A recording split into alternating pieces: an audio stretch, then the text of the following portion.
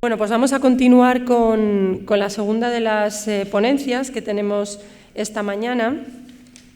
En este caso es una ponencia online que lleva por título Hacia una inteligencia artificial socialmente sostenible, y en este caso la presentará Núria Oliver, que ya la tenemos ahí, ya la vemos en pantalla.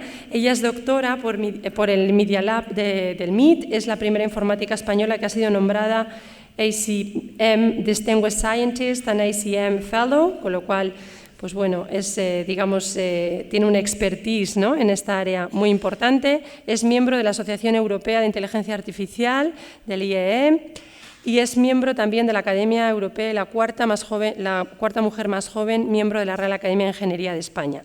Para nosotros, bueno, pues es un placer tenerla aquí y bueno, sin más preámbulos, le doy la palabra a Núria. Muchas gracias, Núria, por acompañarnos. Buenos días, muchas gracias por la invitación, y siento no poder estar en persona para poder hacer la presentación físicamente. Mi presentación está muy alineada con el breve resumen que se acaba de hacer sobre el informe del uso de la inteligencia artificial, al menos la parte ética y la parte de las limitaciones, así que creo que enlaza bastante bien con la ponencia anterior. Voy a hablar sobre el concepto de inteligencia artificial socialmente sostenible, pero antes de entrar en materia, creo que es importante contextualizar el momento en el que nos encontramos, al menos desde dos perspectivas. Por una parte, desde la perspectiva de los grandes retos a los que nos enfrentamos, y por otra parte, desde la perspectiva tecnológica. En relación a los retos, mi principal mensaje es que necesitamos inteligencia artificial para abordar los grandes retos del siglo XXI, y ese debería ser el principal factor que nos motivase para invertir en esta disciplina. Retos como el envejecimiento de la población, especialmente en la Europa occidental, en Japón, Corea, España es uno de los países más envejecidos del mundo. Lo que antes era una pirámide poblacional cada vez más se está convirtiendo en una pirámide invertida, y este envejecimiento conlleva no solo un reto demográfico, sino también un reto económico, un reto de salud pública, un reto social que tenemos que abordar. Además, vivimos en un planeta con recursos limitados, y si continuamos consumiendo al ritmo al que estamos consumiendo, pronto necesitaremos dos planetas Tierra de los que obviamente no disponemos. Recursos que además no están distribuidos de manera homogénea. De hecho, en el siglo XXI estamos siendo testigos de una polarización en la acumulación de la riqueza. Por ejemplo, las 100 personas más ricas del mundo tienen más que las 4.000 millones de personas más pobres. Vivimos en un mundo con unas necesidades energéticas crecientes. Lo hemos estado experimentando, la crisis energética en el último año en muchos países del mundo. Necesidades energéticas que son suplidas, desgraciadamente, no con energías renovables. Y cómo no, vivimos en un mundo sujeto a una emergencia climática, a un cambio climático, donde las temperaturas medias del planeta están aumentando. En consecuencia, también están aumentando los niveles de los mares y los océanos, y la intensidad y la frecuencia de los desastres naturales. Y cómo no, vivimos en un mundo susceptible a pandemias globales que tienen la capacidad de paralizar toda actividad social y económica durante años. Y esto es algo que no podemos olvidar. Como he dicho, mi primer mensaje es: para abordar estos y otros retos necesitamos y vamos a necesitar la inteligencia artificial. Al mismo tiempo, desde el punto de vista tecnológico, vivimos en un momento realmente, como se dice en inglés, exciting, de muchísimas oportunidades. Hace varios años ya que hay más del doble de móviles en el mundo que de humanos. El móvil es el dispositivo tecnológico con mayor adopción en nuestra historia. Además, al estar siempre con nosotros, modula nuestra experiencia vital, de manera que, por ejemplo, vamos a ver un concierto y no miramos el concierto, sino que lo estamos grabando con el móvil. O vamos a escuchar y a conocer a la primera y única presidenta mujer o candidata a la presidencia de los Estados Unidos, y ni siquiera la miramos a la cara, sino que nos estamos haciendo un selfie con ella, ¿no? Pero esto no solamente es un fenómeno en países desarrollados, sino sobre todo y especialmente en países en desarrollo, como ilustra esta foto que muestra a estos migrantes levantando expectantes sus móviles al cielo buscando cobertura para poderse comunicar con sus familias. Pero más allá del móvil, vivimos en un mundo donde cada vez más vamos a interaccionar con coches autónomos conducidos por inteligencia artificial, con robots sociales gracias a la inteligencia artificial. Cada día interaccionamos con multitud de servicios digitales que están dotados de inteligencia artificial. Todos los que estamos ahora aquí en esta presentación, en esta sala, vamos a poder viajar al espacio sin ser astronautas profesionales, algo que parecía inviable hace tan solo 10 años. Podemos hablarle a la tecnología y nos escucha y nos entiende. Altavoces inteligentes, móviles, coches, de nuevo, algo que formaba parte de la ciencia ficción no hace tanto tiempo. Tenemos ciudades inteligentes, impresoras en 3 dimensiones, cantidades ingentes de datos en la ciencia que solo podemos dar sentido usando inteligencia artificial. Y también nosotros, el Homo sapiens, cada vez más nos estamos aumentando con tecnología. Ahora es fundamentalmente tecnología que llevamos puesta en forma de relojes o pulseras inteligentes, pero cada vez más será tecnología que llevaremos embebida dentro de nuestros cuerpos. Vivimos en un mundo donde de los 5 países más poblados, 3 son países digitales que no existían hace 20 años. El país más poblado es Facebook, seguido de WhatsApp, y el 5.º país más poblado es Instagram. 3 países digitales que además están gobernados por el mismo presidente no elegido democráticamente. Pero no solamente nosotros los humanos estamos conectados y utilizamos tecnología, sino que nuestro entorno, el mundo físico, los objetos de nuestro día a día también poseen conectividad e inteligencia a través de lo que se conoce como el Internet de las Cosas, que solamente en 2022 ya superó los 13.000 millones de dispositivos conectados. De manera que si en el año 2003 había 0,08 dispositivos conectados por humano en el planeta, en el 2020 superamos los 6 dispositivos y medio. Esta ubicuidad de la tecnología a lo que da lugar es a una generación masiva de datos, lo que se conoce como Big Data.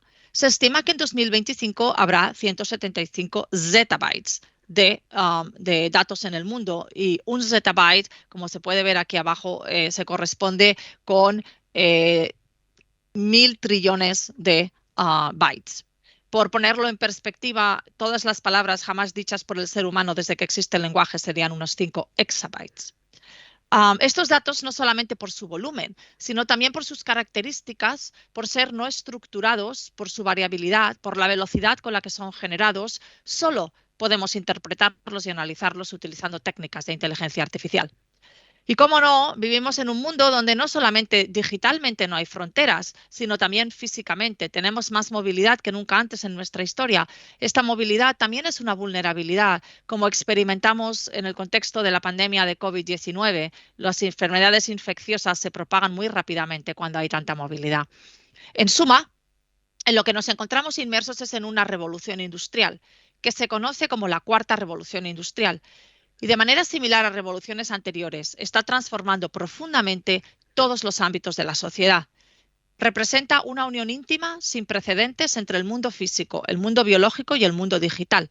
Y está impulsada por una serie de disciplinas como son la biotecnología, la nanotecnología, la ingeniería genética y, cómo no, la inteligencia artificial.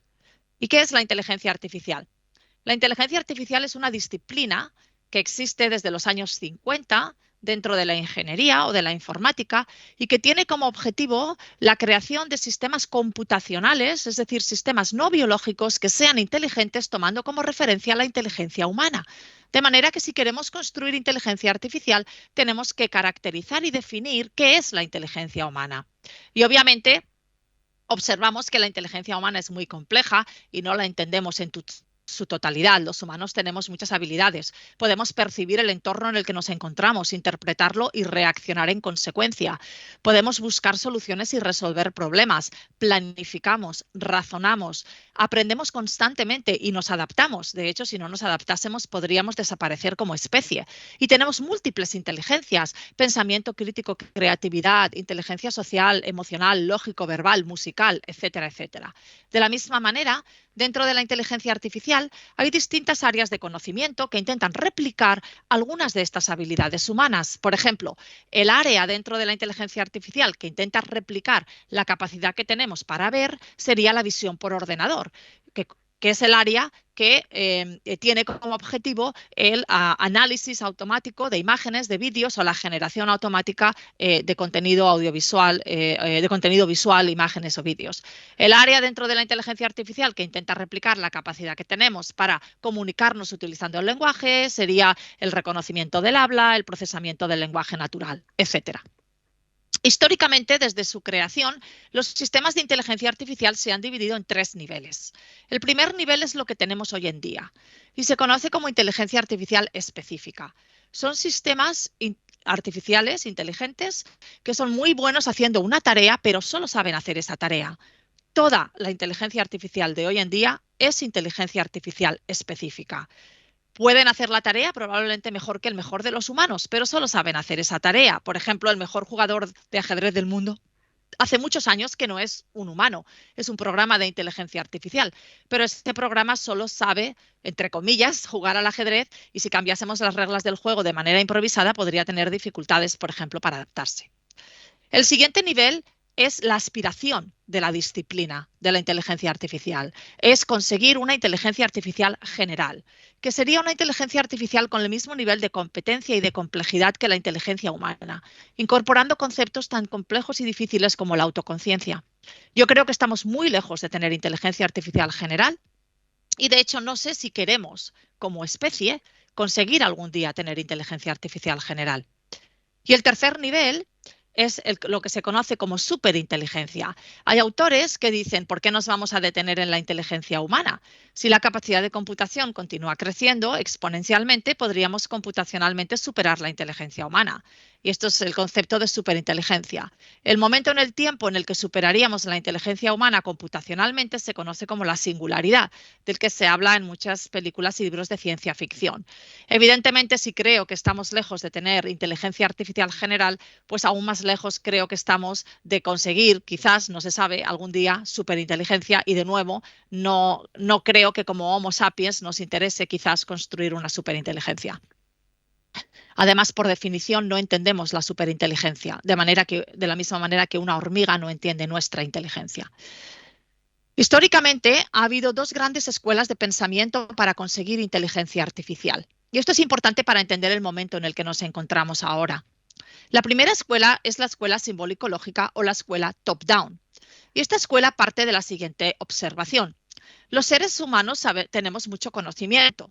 Si somos capaces de programar ese conocimiento en los ordenadores usando símbolos y luego derivamos conocimiento nuevo a partir de ese conocimiento base utilizando reglas de la lógica y otro tipo de reglas, podríamos alcanzar una inteligencia artificial. El ejemplo canónico de esta escuela de pensamiento son los sistemas expertos, que de hecho fueron la primera comercialización exitosa de la inteligencia artificial desde mediados de los 70 hasta mediados de los 90. La segunda escuela, que es la escuela a la que yo pertenezco y es la escuela predominante hoy en día, es la escuela bottom-up o la escuela conexionista, que parte de una observación distinta, que es la siguiente. Los seres biológicos inteligentes aprendemos a partir de la experiencia, aprendemos a partir de las interacciones con nuestro entorno, aprendemos en suma a partir de datos. Si queremos inventar inteligencia artificial, deberíamos ser capaces de diseñar algoritmos que aprendan a partir de datos. El ejemplo canónico de esta escuela de pensamiento son las redes neuronales, que están en el corazón de todos los sistemas de inteligencia artificial que utilizamos hoy en día. Pero aunque parezca algo novedoso, las redes neuronales existen desde los años 40, como ilustra este artículo del New York Times de 1958, donde describe un nuevo dispositivo de la Armada Americana que aprende haciendo. Lo que describe es la red neuronal más sencilla posible, el perceptrón, que propuso Frank Rosenblatt y que describe en este artículo, y lo describe diciendo: este perceptrón aprende como un humano. Al principio se equivoca, pero conforme va teniendo más experiencia, va mejorando. E incluso él se aventuró a predecir que en el futuro habría perceptrones que reconocerían las caras o que traducirían de un idioma a otro. Justamente lo que tenemos hoy en día con perceptrones mucho más complejos, que son las redes neuronales profundas. Dentro de cada una de estas escuelas hay distintas áreas de conocimiento. En la escuela top-down tenemos la teoría de juegos, la lógica, la optimización, los sistemas de razonamiento, representación del conocimiento, teoría de aprendizaje. Y en la escuela bottom-up, que como digo es la predominante hoy en día, tenemos todas las áreas relacionadas con la percepción computacional, visión por ordenador, análisis de vídeo, de audio, de datos de sensores, el aprendizaje automático, machine learning, dentro del cual está el aprendizaje profundo o deep learning, aprendizaje por refuerzo, etc. Y aunque históricamente estas dos escuelas han estado enfrentadas, en realidad cualquier sistema comercial de inteligencia artificial tiene un componente muy potente de análisis de datos, pero también tiene un componente top-down de conocimiento del caso de uso, de conocimiento del problema, para ayudar a una mejor interpretación y análisis de esos datos. La inteligencia artificial tiene una serie de propiedades que equiparan el papel que está jugando hoy en la cuarta revolución industrial con el papel que jugó la electricidad en la segunda revolución industrial. ¿Y cuáles son estas propiedades? En primer lugar, es una disciplina de propósito general, es transversal, se puede aplicar a cualquier sector, a cualquier área, y por eso está transformando la sociedad. Además es invisible como la electricidad, porque es software, son programas de ordenador, se pueden aplicar, ¿no?, a cualquier cosa de manera invisible. Además es escalable, compleja, actualizable, porque es software, pero también nos permite manejar y entender la complejidad. Y tiene dos propiedades extremadamente poderosas. En primer lugar, no solamente puede interpretar el pasado o explicar el presente, sino puede predecir el futuro. Y en segundo lugar, no solamente analiza datos, sino que genera datos, genera contenido en el contexto de las técnicas de inteligencia artificial generativa. Si la inteligencia artificial existe desde los años 50, ¿por qué está teniendo lugar la cuarta revolución industrial ahora? ¿Por qué no en los años 50? Los motivos ya han sido aludidos por la presentación anterior a la mía, pero solamente quería reforzarlos. Básicamente, en los últimos 10 años estamos siendo testigos de la confluencia de tres factores que han impulsado el desarrollo y el crecimiento exponencial de las técnicas de inteligencia artificial basadas en el aprendizaje a partir de datos, las técnicas bottom-up. ¿Y cuáles son estos tres factores? Evidentemente, en primer lugar, la disponibilidad de grandes cantidades de datos, lo he explicado. En segundo lugar, la disponibilidad de grandes capacidades de computación a bajo coste gracias a la ley de Moore. Y en tercer lugar, el desarrollo de modelos de aprendizaje inspirados en las redes neuronales de los años 50, pero pudiésemos decir en esteroides, muchísimo más complejos, con muchísimas más capas, con muchísimas más neuronas, con muchísimas más conexiones, que se conocen como redes neuronales profundas o aprendizaje profundo, y que entrenadas con estas cantidades ingentes de datos y de computación son las que están detrás de los grandes avances de hoy en día. Simplemente por ilustrar el auge de las técnicas de inteligencia artificial basadas en el aprendizaje a partir de datos, quería mostrar la evolución en los artículos científicos, en los congresos donde predominantemente se publican artículos de los métodos top-down o de la inteligencia artificial clásica o simbólico-lógica, y vemos que ha ido decayendo a lo largo de los años, y de manera contraria, los congresos donde las técnicas predominantes son las técnicas de aprendizaje automático, de aprendizaje profundo, vemos que han experimentado un crecimiento exponencial. De manera que son estas técnicas de aprendizaje profundo las que están detrás de que podamos reconocer todo tipo de objetos en imágenes y en vídeos, reconocer caras, clasificar imágenes, reconocer el habla, traducir de un idioma a otro, tener conversaciones con ChatGPT, etcétera, etcétera. Por lo tanto, no es sorprendente que desde el 2016 estemos siendo testigos de la consecución de hitos que formaban parte de la ciencia ficción, no hace mucho tiempo.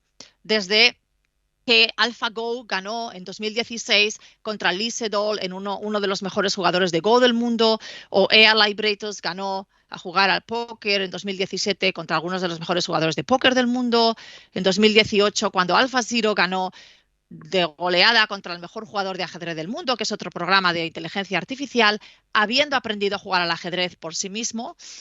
O más recientemente, la consecución de la inferencia de la estructura en 3 dimensiones de las proteínas de AlphaFold, o, como no, la irrupción de las técnicas de inteligencia artificial generativa. Y creo que es importante conocer esta irrupción, porque no tiene precedentes en nuestra historia. Si miramos, por ejemplo, cuánto tiempo necesitaron algunos de los servicios más populares del mundo, incluyendo algunos de los que he mencionado cuando he hablado de países digitales. ¿Cuánto tiempo tardaron en conseguir 1 millón de usuarios? Pues vemos que Netflix necesitó 3,5 años, Facebook necesitó 10 meses, ChatGPT solo necesitó 5 días. Pero esto es 1 millón de usuarios. ¿Qué pasa cuando miramos 100 millones de usuarios? Vemos que cuando Facebook necesitó 4,5 años o TikTok 9 meses, ChatGPT solo necesitó 2 meses. ChatGPT es utilizado por más de 200 millones de personas cada día. Evidentemente, este uso masivo también conlleva un gran crecimiento económico exponencial, como anticipan la mayoría de los analistas financieros. Y no podía hablar de ChatGPT sin pedirle a mi poeta de referencia que compusiese un poema para la CRUE. Así que quería compartir este poema compuesto por ChatGPT. En el ancho cielo de la educación brilla la CRUE, faro de inspiración. Rectores sabios, guías en la misión, tejen sueños de cambio con devoción. En la red de conocer que se entrelaza, la CRUE labra caminos, ideas traza, con sabiduría cada mente abraza, creando un futuro que nunca se desgracia. En el vasto océano del conocimiento, la CRUE navega con firmeza y aliento. Sus aguas son ríos de compromiso y viento, sembrando esperanza y crecimiento. Oh CRUE, constelación de enseñanza, tu luz guía al estudiante en su danza. En cada aula, en cada esperanza, dejas la huella de una eterna bonanza. Tiene una visión bastante positiva de la CRUE y el trabajo realizado. Pero no solamente podemos generar todo tipo de texto, sino obviamente también podemos generar imágenes con los retos que conllevan el contexto de lo que se conoce como deepfakes. De manera que, aunque los sistemas de inteligencia artificial generativa hayan traído a la luz de la opinión pública la existencia de la inteligencia artificial, hace muchos años que la inteligencia artificial ya ha penetrado en nuestras vidas, porque son algoritmos de inteligencia artificial los que deciden qué amigos tenemos, qué información encontramos, qué películas vemos, qué libros compramos. Lo he dicho antes, hablamos a la tecnología gracias a la inteligencia artificial. También son algoritmos de inteligencia artificial los que deciden por dónde vamos, para tener en cuenta la situación del tráfico, las predicciones meteorológicas o los intereses comerciales de quienes desarrollan los sistemas de navegación. Hace mucho tiempo que las transacciones en bolsa y los sistemas de manufactura están automatizados con inteligencia artificial, como lo están los coches autónomos. También lo he dicho antes, solo vamos a poder tener avances en la ciencia apoyándonos en inteligencia artificial, pero también cada vez más serán algoritmos de inteligencia artificial los que decidan qué tratamiento se nos aplica, qué diagnóstico se nos determina o qué sentencia judicial se nos dictamina. Y por esta penetración de la inteligencia artificial en áreas de gran importancia en la vida de las personas, hace tiempo que la inteligencia artificial ha dejado de ser una disciplina tecnológica y ha pasado a ser un tema de interés político, como ilustra esta transparencia que muestra el número de veces que el término inteligencia artificial en azul o machine learning en rojo han sido mencionados en el Parlamento británico y en el Congreso americano. Y vemos que solamente comenzó a mencionarse a partir del año 2016 y ha sido un crecimiento exponencial. Por eso no es sorprendente que desde el 2016 más de una cincuentena de países del mundo hayan publicado sus estrategias de inteligencia artificial. Desde mi punto de vista, cualquier estrategia tiene que abordar 5 dimensiones clave. La dimensión tecnológica, evidentemente, la dimensión legal y regulatoria, la dimensión ética, la dimensión social, incluyendo la necesaria inversión en educación, y la dimensión económico y laboral. Si queremos conseguir una inteligencia artificial socialmente sostenible, tenemos que considerar estas 5 dimensiones. ¿Y qué es una inteligencia artificial socialmente sostenible? Pues es una inteligencia artificial que contribuye al progreso, entendiendo el progreso como una mejora de la calidad de vida de todas las personas, no solo de algunas, del resto de seres biológicos y del planeta en sí mismo. Y para ello tenemos que abordar las importantes limitaciones que tienen hoy en día los sistemas de inteligencia artificial. Son muchas las limitaciones y quería dar algunas pinceladas de algunas de ellas, comenzando por la violación computacional de la privacidad. El hecho de que a partir de datos no personales podemos inferir atributos muy personales sobre las personas. Por ejemplo, hace unos años el laboratorio de Kosinski publicó que a partir de datos públicos de las caras de las personas en redes sociales, utilizando inteligencia artificial, podían inferir un atributo tan personal como la orientación sexual y decían que lo podían hacer mejor que un humano.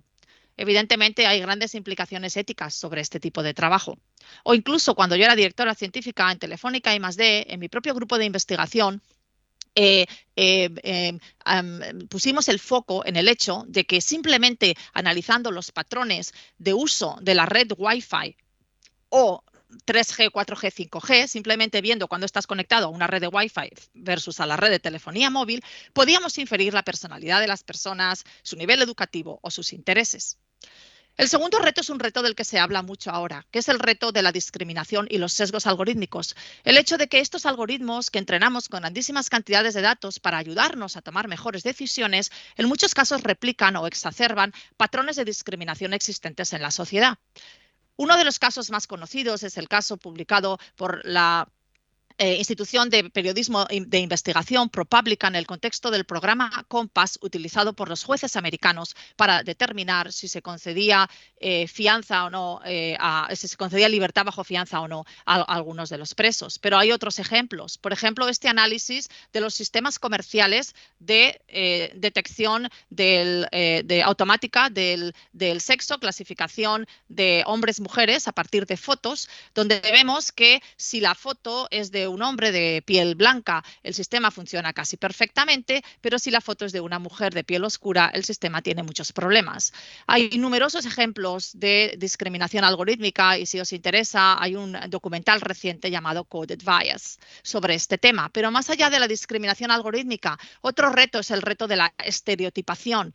El hecho de que los algoritmos exacerban patrones de estereotipación que existen en la sociedad. Por ejemplo, si buscamos en un buscador de imágenes que nos encuentre imágenes de CEO, Chief Operating Officer, este es el tipo de imágenes que obtenemos. Son todos hombres con un traje de una cierta edad, no hay una gran diversidad. Sin embargo, si buscamos fotos de house cleaner, de persona de limpieza, esto es lo que encontramos. Esto es en búsqueda de imágenes, pero ¿qué pasa con los sistemas de generación de imágenes, de los sistemas de inteligencia artificial generativa? Y quería compartir algunos ejemplos que he generado yo utilizando Midjourney. A Midjourney le pedí que me generase imágenes de la persona más bella del mundo, y esto es lo que me generó. Son todos adolescentes o niños blancos, con ojos claros, la mayoría niñas, hay multitud de sesgos. También le dije que me generase imágenes de nurse, enfermera. En inglés no tiene género y esto es lo que me generó. Todo mujeres, además parecen de los años 50 con un cierto uniforme. Esto es lo que Midjourney piensa que es un CEO. Se parece mucho a las imágenes que he mostrado antes. Todos son hombres con traje, mirando de lado en unos despachos, en unas oficinas que parecen estar en Nueva York. Esta es la visión que tienen los sistemas de inteligencia artificial generativa de lo que es un criminal, de lo que es un presidente. Curiosamente se parece mucho a Trump. Hay muchísimos sesgos, no solo de género, sino también geográficos o incluso en este caso es que son muy parecidos a Trump, o la imagen que tiene de lo que es un genio. Tenemos que encontrar maneras de abordar estos estereotipos. Y no solamente son estereotipos visuales, también son estereotipos en ChatGPT. Hay numerosos ejemplos, pero quería quizás compartir por tiempo uno solo que es muy gracioso, que es este de la derecha, donde le dicen a ChatGPT, lo digo en inglés porque en castellano es un lenguaje con género y no funciona igual. En inglés le dices, en la frase, "The doctor married the nurse because she was pregnant", le preguntan, ¿quién estaba embarazado? Y dice, the nurse was pregnant, la enfermera, o el enfermero, la persona enfermera, digamos. In the sentence, the nurse married the doctor because she was pregnant, who was pregnant? Y entonces ChatGPT dice, the nurse was pregnant. Y ahora en la frase, the nurse married the doctor because the doctor was pregnant, who was pregnant? Y ChatGPT dice, esta frase no tiene ningún sentido porque los doctores no se pueden quedar embarazados, porque es incapaz de considerar que pueda ser una mujer, ¿no? El doctor. Y no solamente tenemos este tipo de estereotipos, sino que también estos grandes modelos de lenguaje pueden generarnos todo tipo de contenido extremadamente estereotipado. Estos son ejemplos de canciones que le pedí a ChatGPT que escribiese diciendo, justificando y explicando por qué las mujeres son muy malas programadoras y los hombres son muy buenos programadores, o por qué los hombres son muy buenos científicos, pero las mujeres no lo son. Y este era uno de los versos de la canción que compuso. Si ves a una mujer en una bata de laboratorio, probablemente está ahí para limpiar el suelo, pero si ves a un hombre con bata de laboratorio, probablemente tiene el conocimiento y las habilidades que estás buscando. No podía ser más sexista. Pero más allá también de esta estereotipación, un área menos conocida es el hecho de que utilizando inteligencia artificial podemos estereotiparnos nosotros a nosotros mismos. Y esto es un fenómeno que está sucediendo muchísimo en las redes sociales a través de lo que se conoce como filtros de embellecimiento. Estos son filtros de inteligencia artificial que los aplicamos a nuestros selfies, a nuestras caras, para que nos embellezcan. El 90% de las adolescentes utilizan estos filtros cuando suben sus selfies en las redes sociales. Este es un ejemplo de cómo funcionan los filtros. Esta sería mi cara sin embellecer y esta sería mi cara con dos ejemplos de dos filtros. Hay muy poco trabajo hecho sobre qué impacto tienen estos filtros, tanto a nivel social como a nivel de salud mental, como también qué hacen estos filtros técnicamente. Y en mi equipo de investigación en ELIS Alicante somos uno de los pocos equipos que hemos investigado lo que hacen estos filtros. Hemos encontrado que reducen la diversidad, que no impactan la reconocibilidad y que tienen un sesgo racial blanco. Es decir, después de aplicarte el filtro te vuelves más blanco independientemente de tu raza. Si os interesa conocer más sobre ejemplos de discriminación y estereotipación, estos dos libros son bastante completos. El tercer reto es el reto de la simetría. El hecho de que los datos tan valiosos para poder abordar muchos de los retos que he comentado al principio de mi ponencia son datos privados que están en manos de un oligopolio de empresas tecnológicas.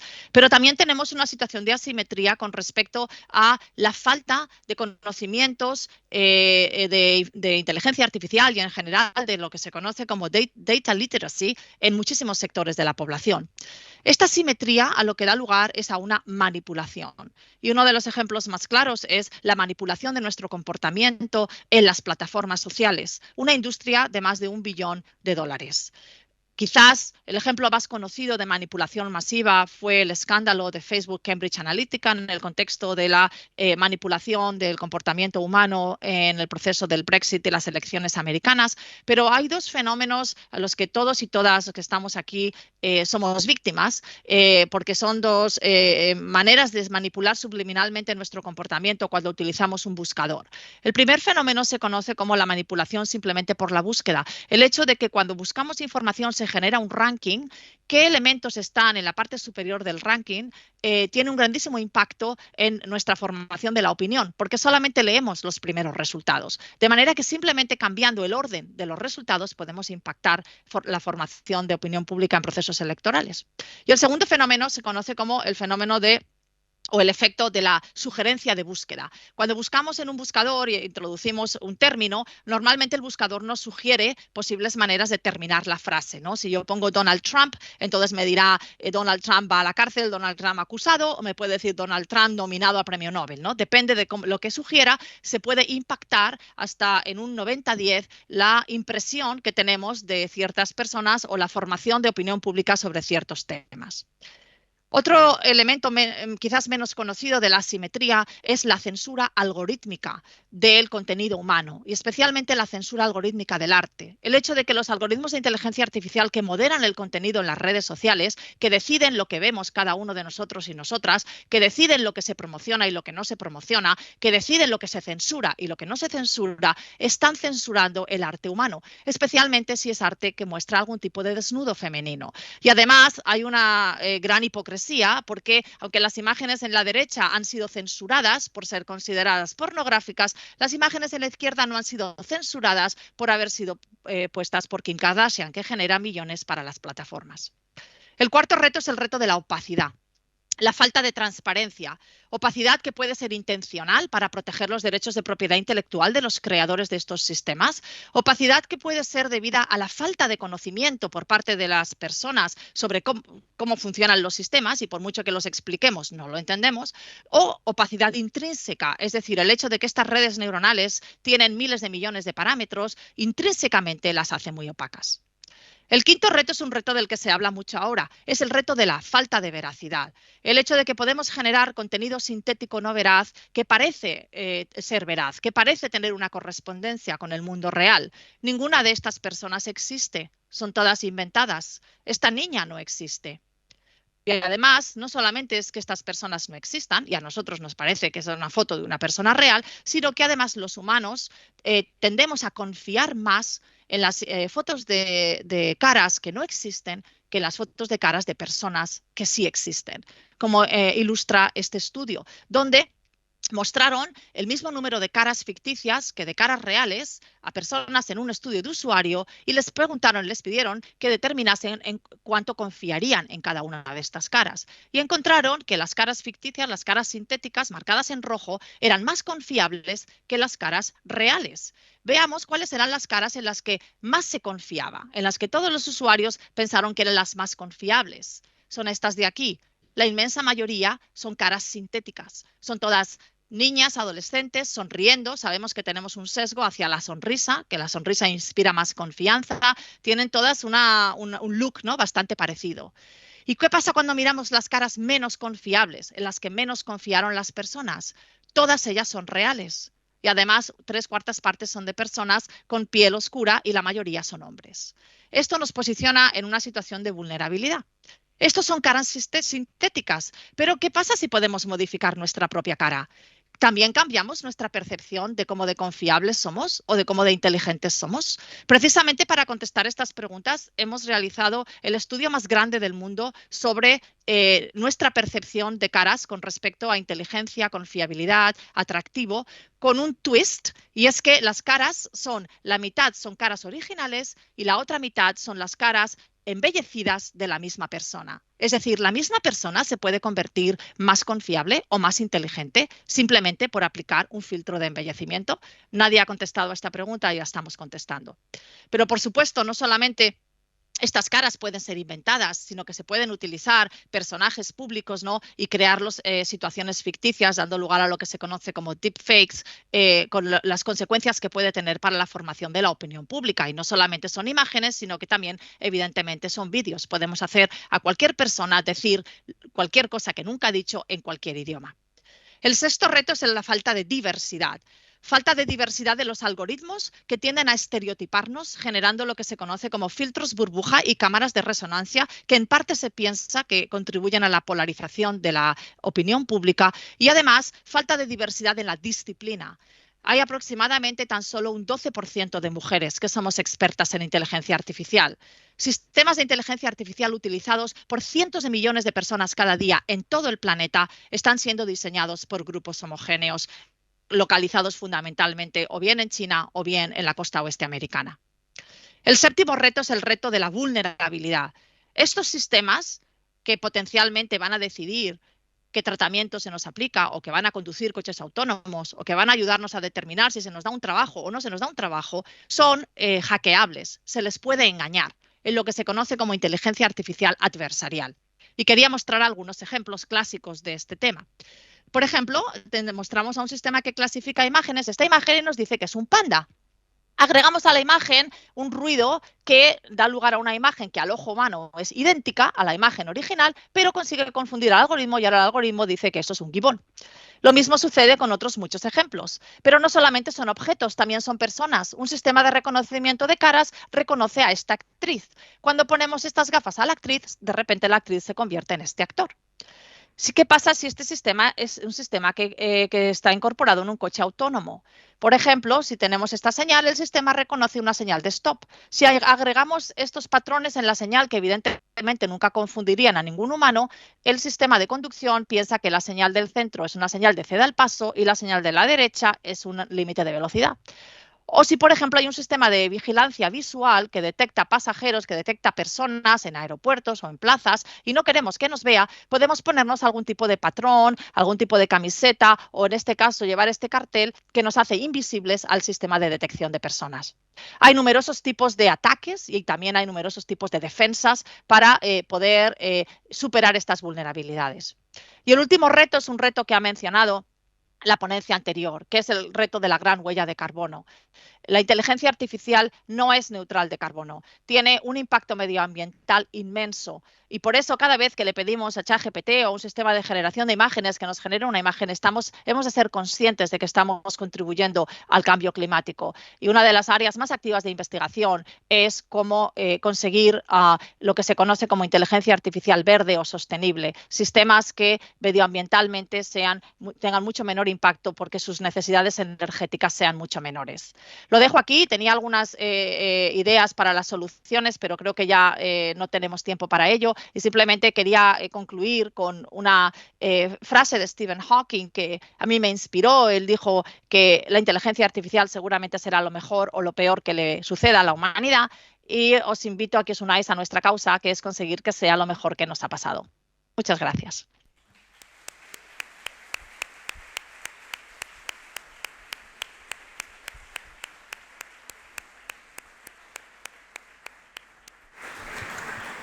Muchas gracias, Nuria, por la presentación. Creo que ha sido brillante. ¿Alguien tiene alguna pregunta, comentario? Seguro que sí.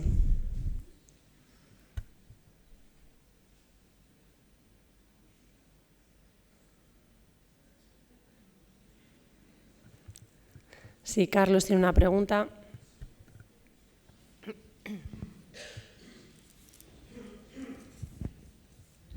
Bueno, lo primero, muchas gracias y que me ha encantado la presentación. Vamos, muy completa, muy inspiradora. Yo creo que muy adecuada para el auditorio que somos nosotros, que al final somos los que vamos a estar en primera línea de esta implementación en las universidades. Me sabe mal que no nos hayas dado las soluciones.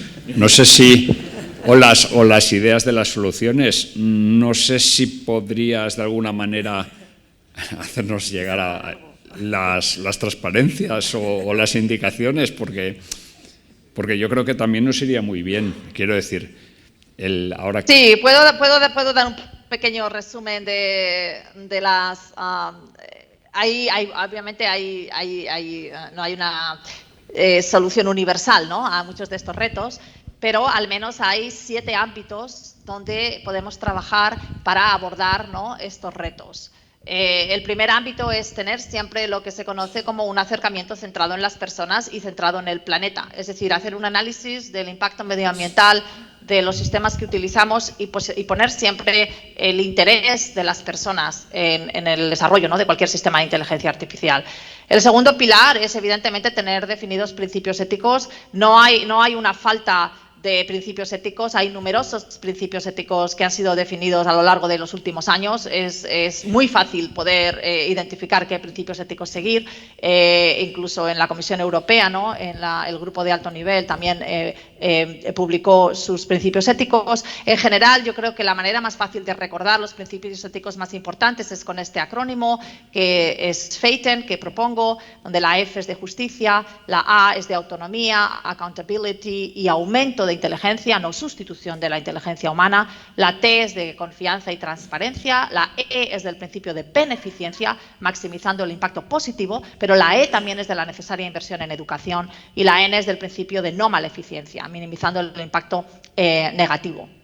Y precisamente para ello hemos creado la Fundación ELIS Alicante, que dirijo, que es una fundación de investigación dedicada a inteligencia artificial responsable y para el bien social, y que forma parte de ELIS, que es una red europea de excelencia científica en inteligencia artificial.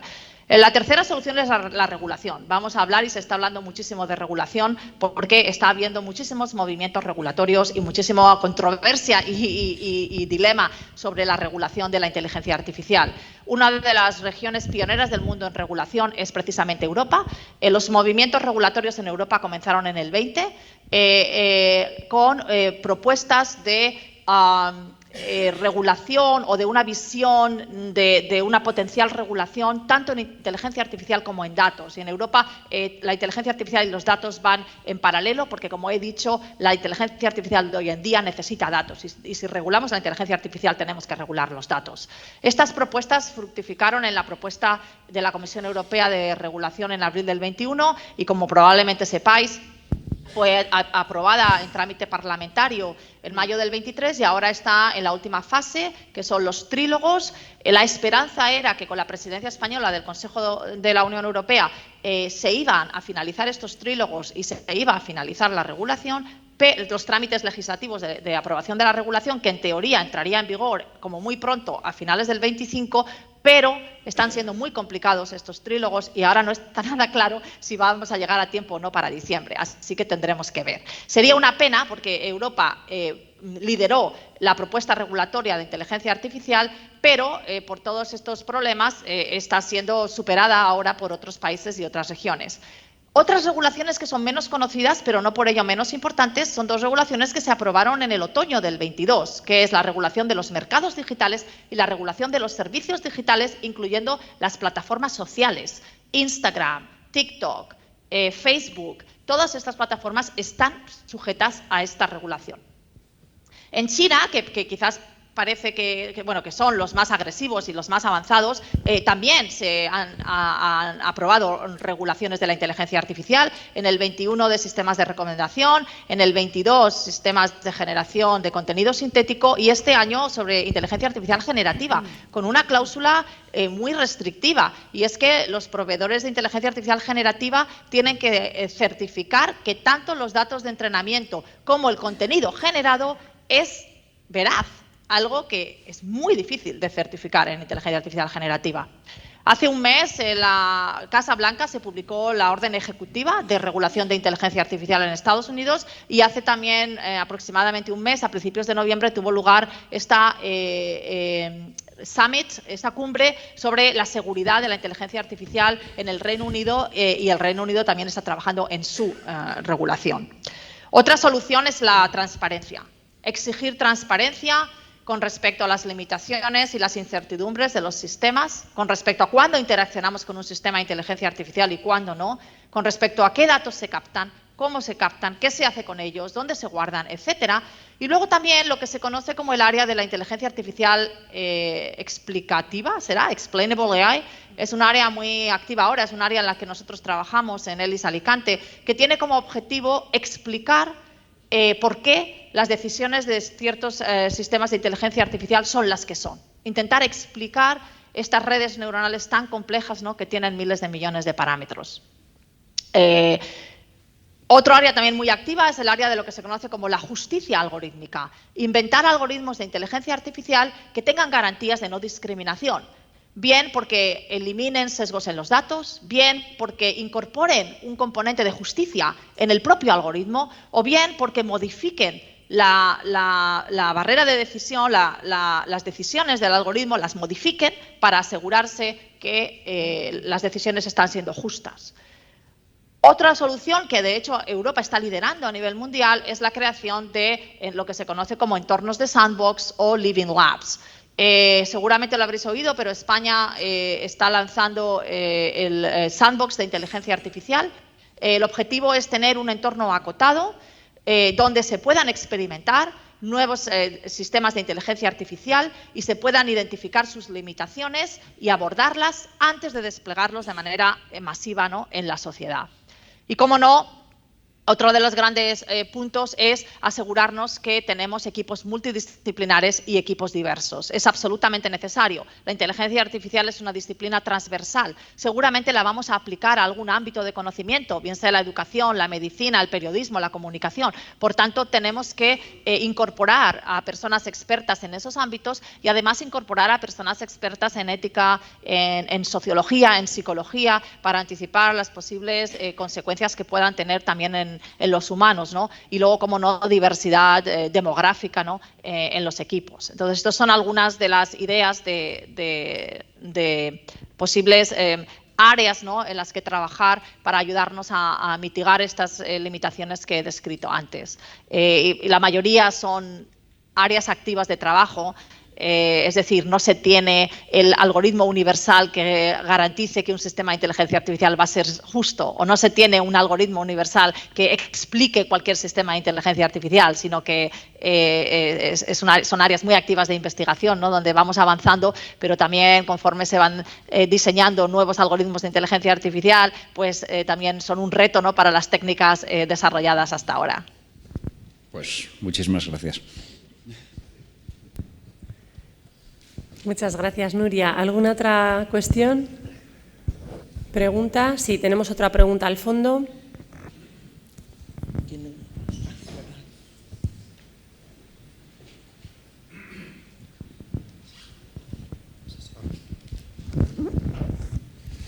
De verdad, enhorabuena por la presentación, me ha encantado la valoración de los riesgos, las soluciones, estoy totalmente de acuerdo, sobre todo lo de los grupos interdisciplinares, me parece esencial. La solución tiene que implicar a las personas y diferentes puntos de vista. Entonces, de verdad, enhorabuena. Bueno, lo he presentado Jorge Gómez de la Universidad Complutense. Una pregunta sobre la inteligencia artificial generativa, específicamente sobre esa y sobre los contenidos generados. Absteniéndose, la Agencia Europea de Protección Intelectual dice que los que trabajan con estos sistemas, por mucho que quieran trabajar con ellos, por mucho que hagan prompting, no les convierte en autores de lo generado. Creo que esto es una afirmación bastante gorda y que condiciona muchas decisiones de estrategia universitaria. Que alguien, ya sea estudiante o algún trabajador, utilice estas herramientas para crear imágenes, vídeos o textos, significa que no puede reclamar copyright sobre estas cosas. Yo sé que algunas editoriales ya están pidiendo que declarar explícitamente con sistemas de citas contenidos generados con inteligencia artificial para ser transparentes en esto. Entonces, pediría un poco 2 palabras de la ponente acerca de este respecto, porque me parece muy importante a la hora de trazar cualquier tipo de estrategia universitaria. Gracias. Sí, con respecto a la inteligencia artificial generativa hay bastantes temas muy candentes, ¿no?, ahora mismo, y uno de ellos es ese. De hecho, en la regulación, en varias regulaciones, incluyendo, bueno, no sabemos qué va a pasar con la regulación europea, pero quizás también esté en la europea, hay un requisito de que el contenido generado utilizando inteligencia artificial generativa esté enmarcado, se indique que ha sido contenido generado con inteligencia artificial generativa. Es decir, si yo creo una imagen, que ponga esta imagen ha sido generada con inteligencia artificial generativa para que sea evidente si lo ha generado un humano o no. El reto aquí es que, y los que hayáis utilizado inteligencia artificial generativa lo sabréis, es muy poco frecuente el caso en el que el sistema genera algo satisfactorio totalmente autónomamente. Hay mucha intervención humana, es realmente una co-creación. Hay muchas horas de trabajo detrás, en muchos casos, para generar algo que tenga la calidad, ¿no?, que el humano, ¿no?, quiere.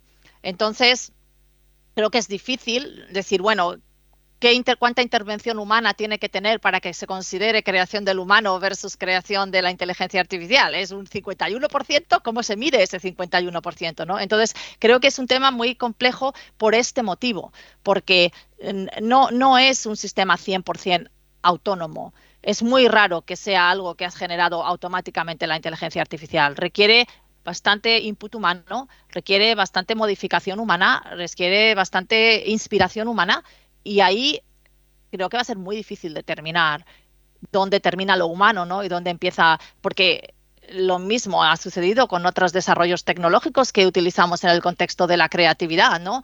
Sin ser inteligencia artificial generativa, podemos utilizar todo tipo de tecnologías para generar arte o para generar contenido creativo, apoyándonos en esas herramientas. Con lo cual, yo creo que no está dicha la última palabra a este respecto. El otro elemento controvertido con respecto al copyright y los derechos de autor es obviamente el uso de contenidos sin permiso de los creadores para entrenar, ¿no?, estos sistemas. Y eso es lo que ha dado a uno de los class action suits en Estados Unidos de muchos creadores que están denunciando a las grandes empresas de inteligencia artificial generativa de imágenes, diciendo que han violado sus derechos de autor porque han utilizado contenido suyo sin su permiso. Y esto tendremos que ver también la regulación, cómo lo soluciona. Entonces, bueno, yo creo que todavía no tenemos una respuesta porque no es una situación de blanco o negro, es una situación mucho más compleja, ¿no? Y habrá que ver cuál es la... No hay una decisión ahora mismo firme a este respecto. Creo que va a haber muchos casos grises que se tendrá que ir determinando la jurisprudencia al respecto para poder ir dilucidando cuál es un poco la decisión, ¿no?, a este respecto. Yo no lo tengo tan claro que no haya derechos de autor cuando te apoyas en inteligencia artificial generativa, porque el nivel de intervención humana puede ser muy grande.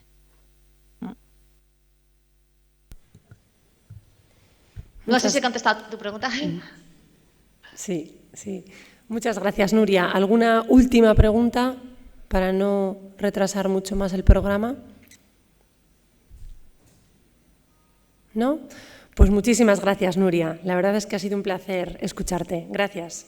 Un aplauso. Muchas gracias por el interés. Gracias. Que vaya muy bien la jornada.